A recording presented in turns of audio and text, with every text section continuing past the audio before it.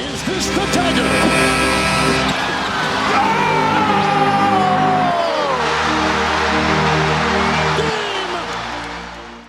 G'day guys, JB here, and the second round, the semi-finals of the 2026 NBA playoffs are in the books. We are one game into the Western Conference Finals, and what a battle that was over 2 overtimes. We'll be able to discuss that at a later video. Of course, at the start of the video, you'll see the homage there to the late Brandon Clark, who unfortunately passed away during the second round of the playoffs.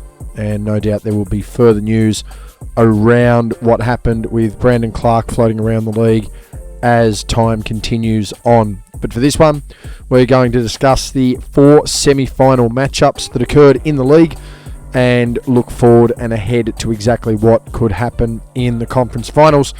Now, you would have to make a case that 3 out of 4 of these teams were expected in the preseason to be making the semi-finals, and the other one of these be making the conference finals, and you'd say the other team that has made the conference finals and won their first game in the conference finals certainly had a case to be there well before the All-Star break. So without further ado, let's get into it. Let's get into my semi-final review for the 2026 NBA playoffs. We start with the number 1 seed, Detroit Pistons, taking on the number 4 Cleveland Cavaliers, and despite jumping out to a 2-0 lead against the Cavaliers, well, the Pistons weren't able to hold on. A 3-2 series lead after 6 games. After 5 games, I should say, for the Cavaliers. A 3-all split after 6, and then a runaway win in Game 7 saw Cleveland advance to their first conference finals without LeBron James since 1992, winning the series 4-3. Game 1 went to Detroit, 111-101. Game 2 to Detroit, 107-97. Game 3, the Cavs getting it done, 116-109. Game 4, Cavs getting it done, 112-103. Game 5, heading into overtime, a 117-113 win for Cleveland. Detroit rallied hard, got a nice big win in Game 6, 115-94, and then final nail in the coffin for Detroit in their first 60-win season in nearly 2 decades, 125-94 there to the Cavaliers. So Cleveland head to their first conference final for the first time in, well, without LeBron James at least, in over 34 years. Back-to-back 7-game series wins for them, so quite an uphill battle for the Cavs to get to this point. They have spent a lot of energy, 14 games played compared to the opposition who have played 10, and of course we'll get to them very, very soon. The first thing this does for me is, you can go back and look at my preseason predictions, Cleveland heading to the conference finals. They were a team that was tipped to do that by a lot of people, and they did have to fight hard for it. They were consistently an 8th seed all throughout the season, but it paid off for them in the end, and they were able to make it do as need be. Donovan Mitchell, their best player in the series, 28.1 points, 5.6 rebounds, 3.6 assists, 0.9 steals, and 0.1 blocks on 2 turnovers. Again, the guy who carried the offensive load for this team throughout the year and kept them in contention, gets them over the line and gets them within 1 series of an NBA Finals. 45.1% from the field, 28.8% from deep, and 84% from the free throw line. There were quite a number of passengers on this series as well. Evan Mobley tried to do his bit, was really contributing defensively there and getting back to where I thought he should have been, right up there in all defensive conversations. 15.9 points, 7.4 rebounds, 4.9 assists, 1.6 steals, and 2.7 turnovers. Really handy assistance from him. Some solid defensive effort as well coming from Jarrett Allen. 14.7 points, 6.3 rebounds, 1.3 assists, 0.7 steals, and 1.4 blocks. Both gentlemen shooting over 52% and 63% respectively. The question now remains essentially for Cleveland, can they do it with James Harden having to be one of the most inefficient second options, or inefficient options in general, for a star player in playoff history? Harden had maybe one good game in that entire series. His numbers across the series: 19.6 points, 5.1 rebounds, 6.3 assists, 4.4 turnovers, 38% shooting from the field. I mean, that's really not what you need out of a guy you recruited to be your number 2 team especially when you're looking to contend for a title. So we'll see exactly what sort of adjustments can be made there. But a nice win there for Cleveland. For Detroit, they're going to have to do a fair bit of work there, particularly when you consider Jalen Duran dropping down to around a 10 and 8, considering he was consistently a 19 and 9 guy all throughout the regular season. Tobias Harris falling away from what he was able to deliver early on in the series, and certainly early on in the piece. You then have Duncan Robinson chipping in where he needs to, Dennis Jenkins, Paul Reed. Asar Thompson's going to be the real question offensively. I still think he delivered defensively, but on the offensive end, they're going to need to find some more efficient scorers, and ball in hand from a Cade Cunningham's standpoint. He got back to that high turnover rate, which proved just as costly as well. So we'll see exactly how things unfold for Detroit in the off-season, but for a team that won 17 games 2 years ago, massive turnaround for the Cavs. They're off to the conference finals. Over to our next matchup, the 3-seeded Knicks against the 7th seed 76ers.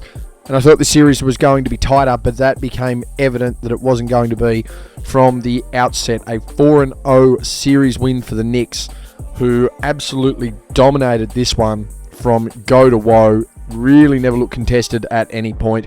Blowing it out in Game 1, blowing it out in Game 4. Really cruising on as far as least amount of games for the Eastern Conference final opponent that they will be facing compared to Cleveland. And they just had an absolute dominant run. And they're one of the hottest offensive teams in the league at the right time of year, with the capability of playing defense. And that's the scary thought that comes with it. The Knicks winning in a sweep. They won Game 1, 137-98. Game 2, 108-102. Game 3, 108-94. And dominant in Game 4, 144-114. Again, hitting their stride perfectly at the right time.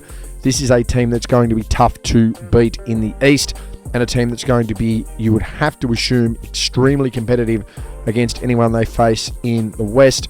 The big thing for the Knicks, they have had an extremely big swing from the defensive unit playing a lot of minutes last year to the offensive firepower that they bring this year with a more balanced presentation of minutes, and guys who, if they are defenders, are able to capitalise, get in and make the most of their opportunities as well. So it is almost a bit of a re-identification for the Knicks there.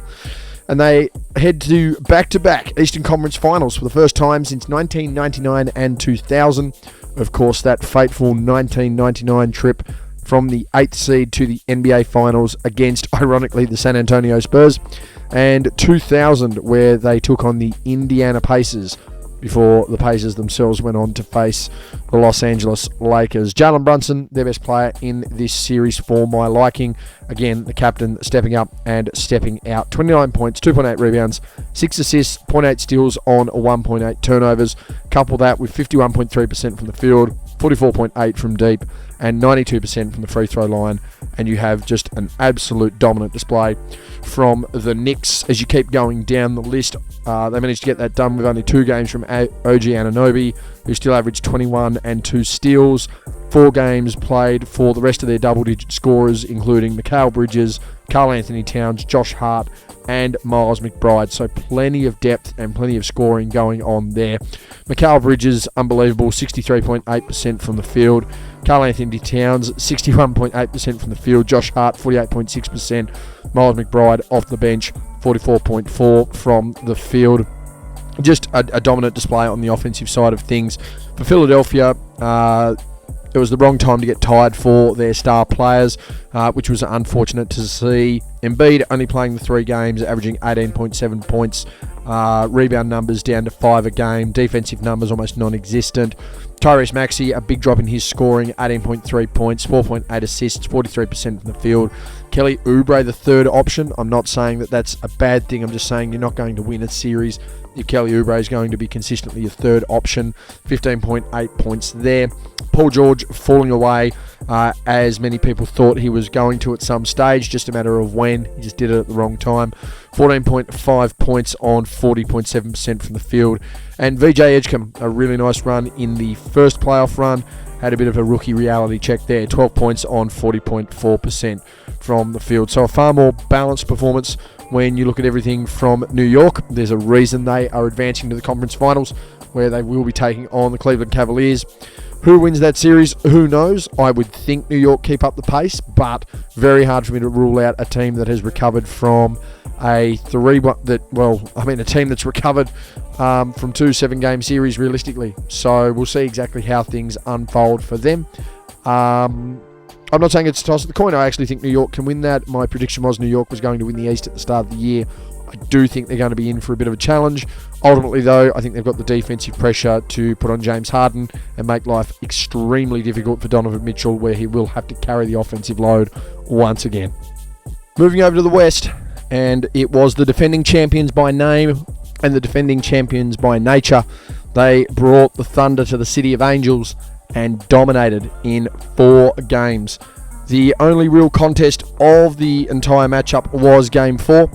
And it was just a matter of the Thunder putting on the Jets, really silencing the Lakers there and getting it done. Another sweep in the conference semifinals. Again, this one to the Oklahoma City Thunder against the Los Angeles Lakers. 4-zip.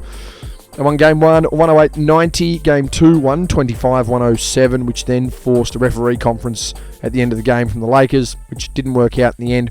Game 3, going to the Thunder, 131-108, getting it done despite less foul calls and less free throws, and then winning it by 5 in Game 4, 115-110.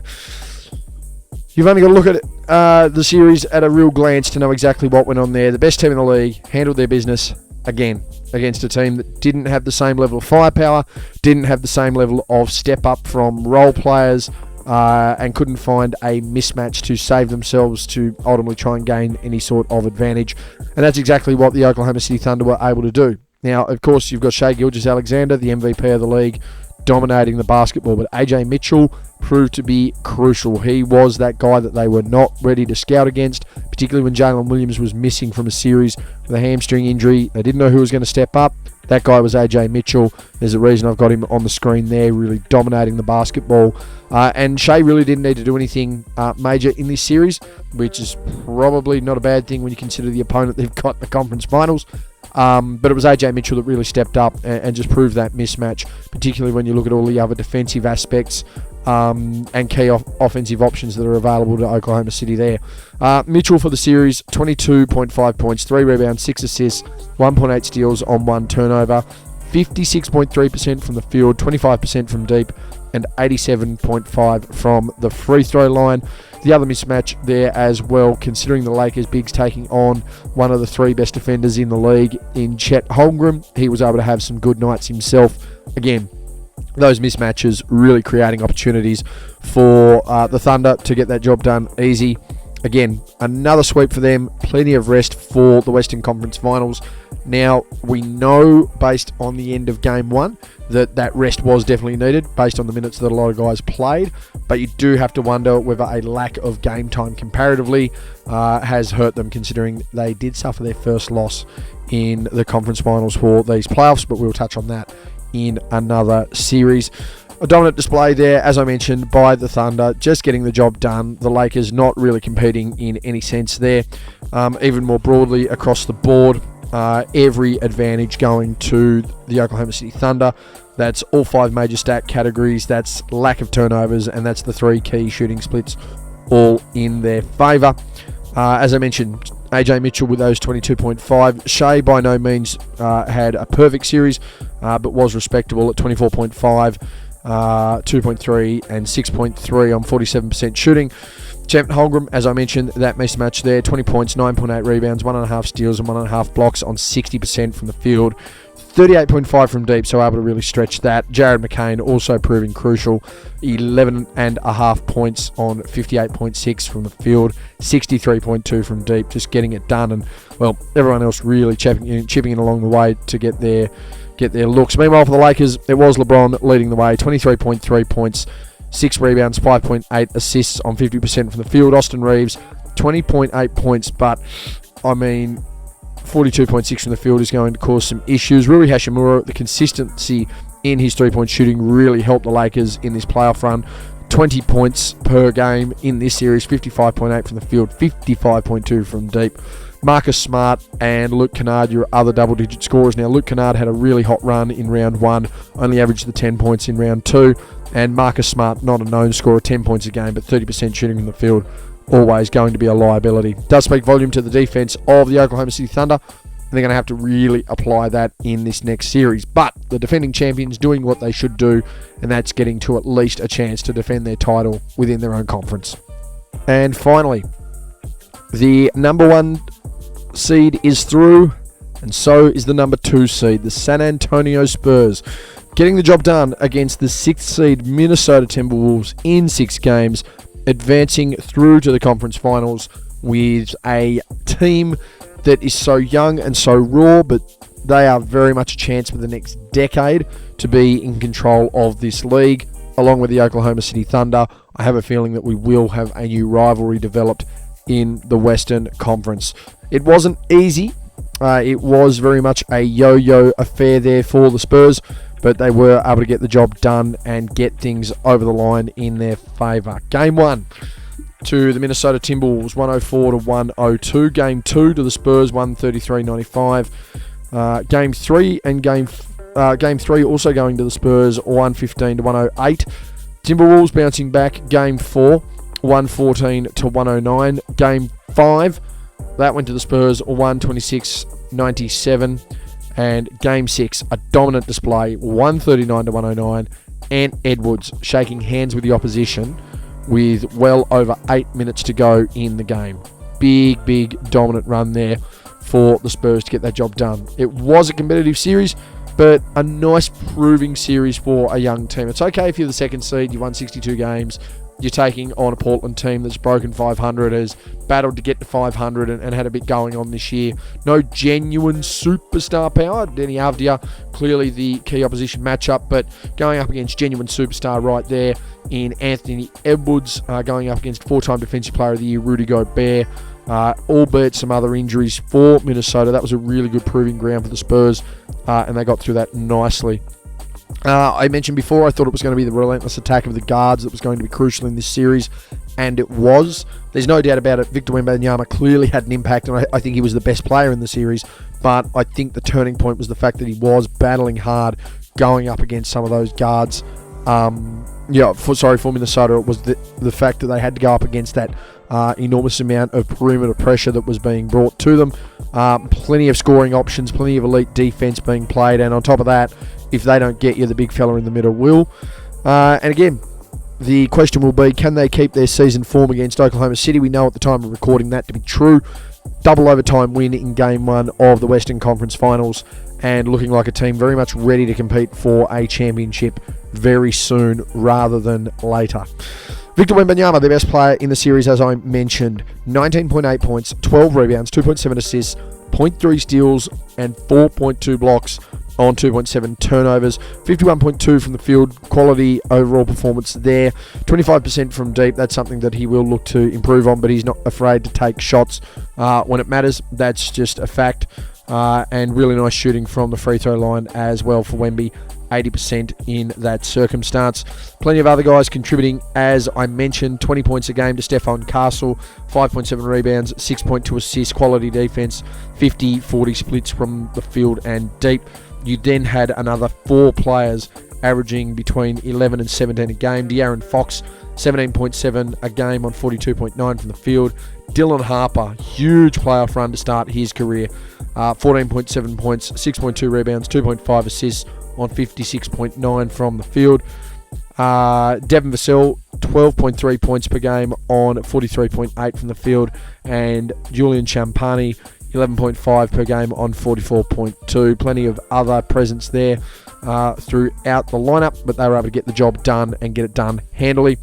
On the other side of things for Minnesota, Anthony Edwards was their best player, 23.7 points, 5 rebounds, 2.5 assists, 46.9 from the field there. Jaden McDaniels trying to step up, much like he did in that first series, but certainly not comparable.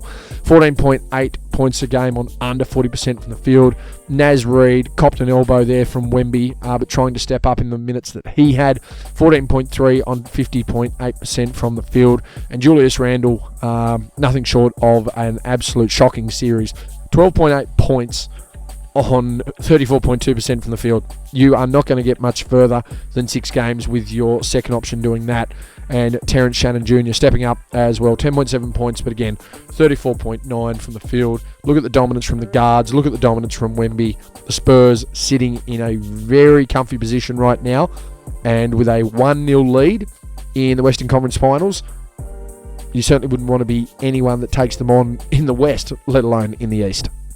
Anyway, guys, that's been me. That has been my semi-final review for the 2026 NBA playoffs, recapping exactly what went down in the playoffs in the second round. It was the number 4 seed Cavaliers defeating the Pistons 4-3, moving on to their first conference finals without LeBron James since 1992.